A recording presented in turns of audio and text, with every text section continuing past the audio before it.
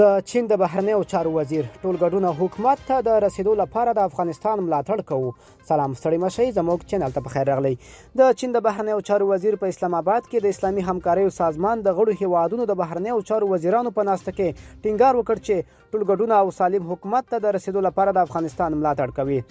د اسلامي همکاریو سازمان د بهرنیو چارو وزیرانو په ناسته کې د چین د بهرنیو چارو د وزیر وانګي خبرې تر ډیره له اسلامي نړۍ سره د بیجینګ د اړیکو په حق لوي. دا ناسته سه شنبه د وری پر 2 د پاکستان په پلازمینه کې وشوه. هغه د خپل خبرو په یو برخه کې ویل چې چین د افغانستان انتخاب ته درناوی لري او له افغانستان سره د سوله ییز بیارغونې په برخه کې نوې باب پرانیزي.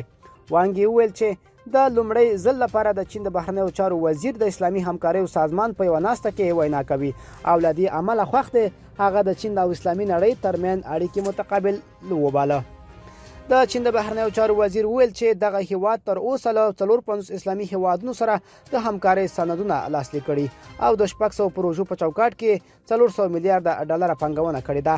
هغه د یو کمربند او یوې لارې نوښت د چین او اسلامي هیوادونو ترمن پرمختیايي او د دوی لپاره تړاو وباله.